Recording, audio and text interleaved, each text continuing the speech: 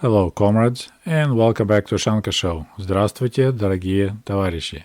В эфире программа Ushanka Show. My name is Sergey, and I was born in the USSR. Меня зовут Сергей, и родился я в Советском Союзе. So periodically I post some Soviet-era cartoons, quite often those are political cartoons, on my community page on YouTube, and every time I post something about NATO, it creates quite a reaction. So today we're going to make a video about Soviet political cartoons about NATO. This topic is actually extremely interesting right now because for the first time ever, American president and Russian president think exactly the same about NATO, its purpose, and if it's still needed to be or not. And to tell you the truth, for many years I was thinking myself that NATO is completely outdated, unneeded organization since Soviet Union collapsed back in 1991 and Warsaw Pact went down with it. But I changed my mind in 2014. If you remember, between February and March of 2014, Russian Federation occupied Crimea, and they had election there and turned Crimea into Republic of Crimea and the federal city of Sevastopol, which became two Russian federal subjects. And shortly after occupying Crimea, Russia began so-called hybrid war. Officially, they call it's a civil war in Ukraine, but in reality, there's Russian troops there, Russian equipment. So it's a hybrid war in eastern Ukraine, and I'm like, my goodness, if Ukraine will be a part of NATO, that would never happen. But it's not the topic of today's video, so let's go back and talk about NATO and the Soviet cartoons that showed our attitude towards NATO. In ours, I mean Soviet attitude. So if we look at the origins of a North Atlantic Treaty Organization that was created in 1949 by the United States, Canada, and several Western European nations, but in reality, 1949, 4 years after the end of World War II, I don't think anyone had any money except the United States. So United States was the country that actually started the NATO. So I guess it'll be safe to say that it was a President Truman idea to create NATO, and this is how the Soviets depicted creating of NATO. As you see, President Truman smoking cigar and signing the pact about creating of North Atlantic Treaty. And you probably can recognize whoever familiar with the leaders of the Western Europe at that time. Well, there's the faces that you can recognize, presidents of France, probably Canada and other countries. So this is the Soviet version, how it happened, the signing of our North Atlantic Treaty. And we all know that President Trump said that NATO was not a good deal for the United States, but according to this Soviet cartoon, it was actually quite a great deal for the United States. All Europeans being something like a horse that the United States military is riding. And it says NATO, which is how we write NATO in Russian. When I posted this cartoon a couple weeks ago on my YouTube channel, that was a quite an angry discussion, but it shows the guy in the, what do you call it, pipe hat that has a dollar sign, so I assume it's Uncle Sam, who's shaking up his NATO partners. It says NATO on his, I think it's called sieve, right? So that's when you clean seeds from the trash. So he's shaking them up for military expenses. On the bottom, the bag says military expenses, that's the money following. And the name of this art is Natovskaya Sita, so it's a NATO sieve. So a lot of people were not happy to see it, but this is probably from 70s, and that's how the Soviets saw relations in NATO. The Americans were constantly shaking up their NATO partners to spend more money on the military expenses. Here's another fine example of the Soviet caricature. So we have a NATO missile, an American general with a dollar sign, tied in the rope around, tying up his NATO partners. I could see on the left the guy who looks like just hanging out. He has a British pound on his helmet. And on the bottom it says United States pressurizing its friends in NATO, allies in NATO, forcing them to follow its militaristic policy. So this is how Americans were forcing applying pressure on its allies in NATO, tying up to its militaristic policy. This cartoon shows how NATO officers or NATO generals, well, one on the left is probably American, one on the right in the blue uniform, I'm not sure, but looks like they're begging for money, holding the scarecrow of Sovietskaya ugroza, of the Soviet threat. So they're having this scarecrow and they're making people to donate money into the NATO money bag. So looking at this Soviet cartoon so far, we don't see any confirmation that America was actually getting a bad deal in NATO. Here, another one. On the top, that small letter says, under pressure from the United States, the countries of NATO decided to increase its military expenses by $1.5 billion. This money will be spent on purchasing military equipment in the United States. So once again, on the bottom, there is a green bucket with people says partners of USA in NATO. So it's a NATO partners of United States. And he's squeezing maybe a German guy for some more money.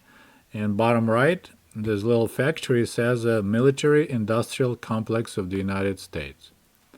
So he's juicing up. This Soviet cartoon is probably around 1952-53 because that's when Greece, along with Turkey, joined NATO. So in this picture we see United States general talking Greek goddess of war, or Athena, her name I know, and asking her to join NATO. So there is that hole, that's letter O in NATO, and he's dragging her right in there. This is a very cute cartoon. We had this famous Kukriniksi, and I think was a group of artists that were quite famous even during World War II. They did a lot of political cartoons. So here, кабальная натовская сеть, в ней можно мигом облысеть. So the NATO system is quite a cabal system. Cabal, I think I'm saying it correctly. You can lose your hair pretty quick. So once again, bunch of leaders of countries that are part of NATO getting a haircut by the U.S. general, and there's a bag on the bottom says for military expenses. That's where the hair goes. That one is pretty funny. This cartoon looks more modern, so I assume maybe it's like 80s. So we have a NATO soldiers holding a neutron bomb, and they look horrified because there's looks like an arrow of attack, but it's actually from the top to the bottom, offers of the USSR about disarmament, peaceful initiatives of the Soviet Union for the nuclear disarmament, and to stop the military race. So all these 4 attacks of the Soviet Union, they're peaceful offers to stop the nuclear race, but NATO is really horrified of that. This cartoon is definitely from 1973 because there's a sign under this giant cannon. It says military budget for 1973. Once again, United States General Holden signed NATO, and his European partners under the cannon base squished, signing the agreement for the large military budget. So you see so far, not a single cartoon shows that the United States got crappy deal in NATO. This actually looks more like a poster than a cartoon. It's called Phrases and Bases. It actually rhymes. Фразы и базы. So you see in the back pocket the American media talking about peace, defense, disarmament. In the same time, a guy is planting new bases all over Africa, Italy, looks like Greece, and there's one in Great Britain. And then on the map you could see CCCP, Soviet Union, Poland, Czechoslovakia, Vengria, and other socialist countries. So phrases and bases, фразы и базы. Okay, on this cartoon I may need your help because I'm not sure exactly what is going on. So we see this fat, looks like Austrian guy pulling the rope, and that rope broke, Behind him, NATO guy. Also I guess he was helping this Austrian guy to pull the flag. Maybe it's Yugoslavia, I'm not sure. That kind of cut off. But you see there's a 5 hands, Soviet Union, Poland, East Germany, and looks like Bulgaria maybe. So members of the Warsaw Pact prevented someone like Austrian guy to pull this country, which may be Yugoslavia, on its side. But if you guys know anything about it, post in the comments. So you may notice there's trend or idea that Soviet cartoons depicted United States as pretty crappy NATO partner that constantly was squeezing his Western European allies for more money for military expenses. So this trend looks like was going back way to 50s and 60s and 70s. So there's another example. NATO guys are hanging on a laundry line, and the American general beating them up for more money, and the buckets on the bottom says NATO. And this one from looks like 73 or 78. And this cartoon is not really about NATO, but it's about another American organization, OON, United Nations. I believe, looking way back, it used to be called League of Nations, and there was I think it was a Roosevelt brainchild. Correct me if I'm wrong, but here the picture of Uncle Sam wearing the military helmet playing accordion, and this is a word game because accordion and OON, it's a United Nations in Russian, Организация Объединенных Наций. So he's playing accordion, and so all his allies are singing along, British, French, Irish, and others. Looks like Greek right there. So yeah, this is how Soviets saw United Nations and its American allies performing all together like a beautiful accordion. And I have a couple of cartoons for you guys as a bonus. We're done pretty much with the NATO topic. So here, a guy with the head says Pentagon slicing a state budget pizza. On the background, there's 3 people. One is education, просвещение. Then you have healthcare, здравоохранение, и пособие. So it's like social payments. And a Pentagon guy takes the whole pie, leaving a tiny slice of state budget for those people. Okay, this one, we have this expression in Russian language, на чью мельницу ты льешь воду? So you have a water mill, right? And you pour in water. So they're asking like who you're working for. They can ask you who you pouring water on that mill. So here, this question, like they're asking who you pouring water, and this water says миф о советской угрозе. So that's stories about a Soviet threat. So all this media screaming about Soviet threat, and it's spinning the wheel of Pentagon. And the gears go into the военно-промышленный complex. The gears are working for the military-industrial complex of USA.